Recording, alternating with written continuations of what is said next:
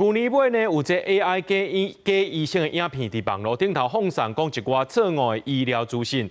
台北医学大学8月举办检讨会，讨论到要安怎强化民众的健康识读能力。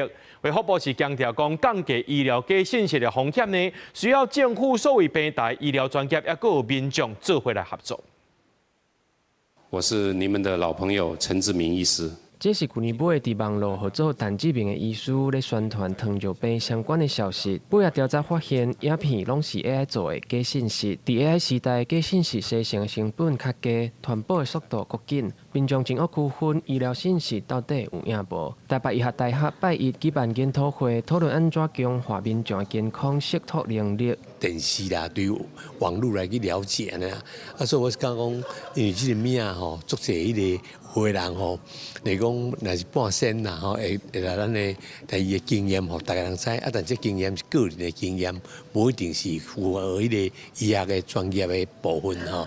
另外，卫福部嘛讲，有愈来愈侪患者会甲网络找到的诊断早去门诊。根据英国卫报的报道，安尼会增加医疗的负担，降低医生甲病人的信任关系，甚至嘛影响到讲话计划推动甲沟通成本。就医界而言，我们就会觉得是说，最惨的就是 delay 治疗。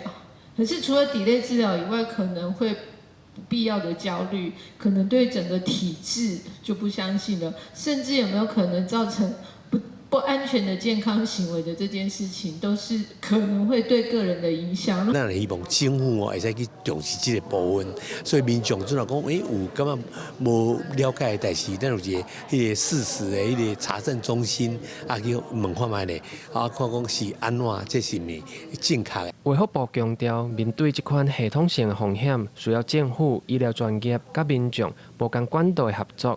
目标毋是零错误，颠倒是降低假信息的影响，而且提升民众的健康识读能力。记者郭金阳、王志光台北报道。